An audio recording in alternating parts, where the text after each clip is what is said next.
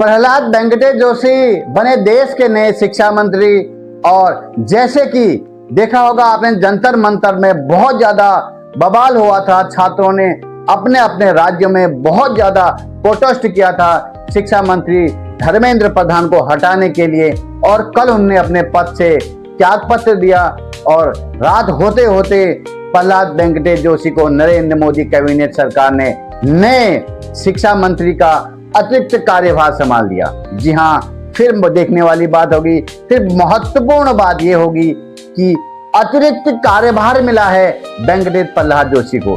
इससे पहले वो जो अन्य पदों पर हैं वो हैं उपभोक्ता खाद्य मंत्री, और जिस प्रकार से नवीनीकरण ऊर्जा मंत्री भी उनके पास है और उनको अतिरिक्त कार्यभार मिला है। जी हाँ, शिक्षा मंत्रालय जैसा महत्वपूर्ण जो पद है उनको प्रहलाद जोशी को अतिरिक्त कार्यभार के रूप में देखा जा रहा है।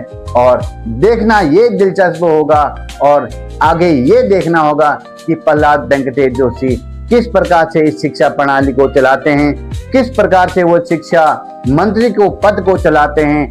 जिस तरह से हिंदुस्तान में लगातार पेपर लीक होते हैं, क्या प्रहलाद वेंकटेश जोशी का चेहरा बदलने से क्या पेपर लीक समाप्त हो जाएंगे? आपको क्या लगता है? जरूर अपनी राय रखें, क्योंकि आपकी राय बहुत ज्यादा महत्वपूर्ण होती है कि कोई देश का शिक्षा मंत्री इस्तीफा देता है और फिर रातों रात वो दूसरे चेहरे को वहां पर बैठा देता है और अतिरिक्त कार्यभार के रूप में शिक्षा मंत्रालय को संभालते हैं। और मैं जगदीश पांडे बताऊंगा कौन है ये प्रहलाद वेंकटेश जोशी, कहाँ के रहने वाले हैं, इनकी शिक्षा दीक्षा क्या है और राजनीतिक जीवन क्या है। 27 नवंबर 1962 को इनका जन्म हुआ।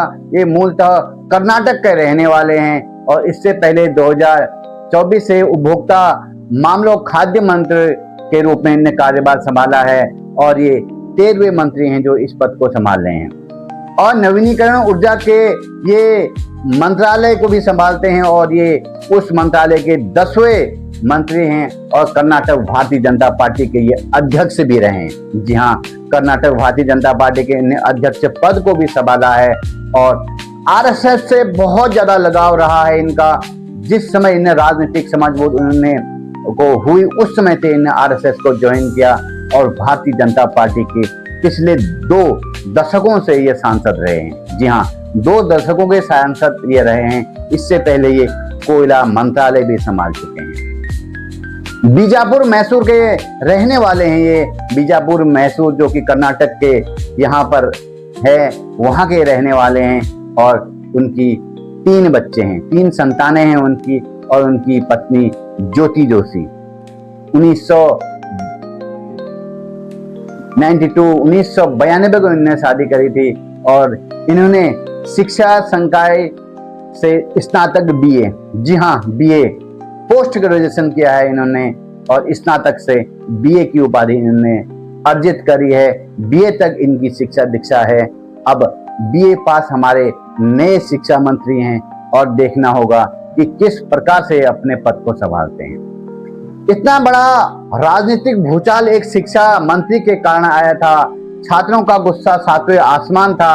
वो मोदी सरकार बोलती थी कि हमारे शासनकाल में त्याग पत्र नहीं होते हैं, उनको झुकाया छात्रों ने, छात्रों के एकता ने। जिन छात्रों के पास कोई राजनीतिक साथ नहीं था, पैसा नहीं था, कोई ज्यादा जानकारियां नहीं थी, सिर्फ उनके पास थी एकता।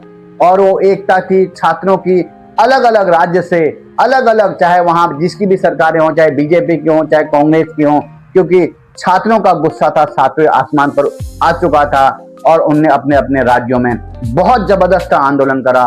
मोदी सरकार को बैकफुट पर लाए और झुकना पड़ा मोदी सरकार को। मांगे सारी की सारी माननी पड़ी मोदी सरकार को।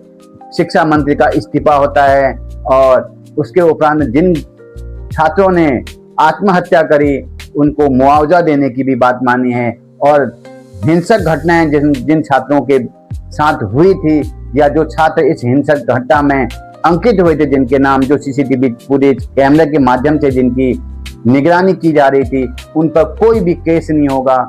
और बहुत बड़ी जीत छात्रों की एकता की, अखंडता की। अब देखना दिलचस्प ये रहेगा क्या मोदी सरकार क्या नियम लाती है शिक्षा के क्षेत्र में। जिस प्रकार से छात्रों का गुस्सा फूटा, भविष्य में ऐसी कोई घटनाएं न हो, क्या ऐसा कानून मोदी सरकार लाएगी? आपको क्या लगता है, क्या धर्मेंद्र प्रधान के इस्तीफे के क्या देश की शिक्षा नीति बदल जाएगी?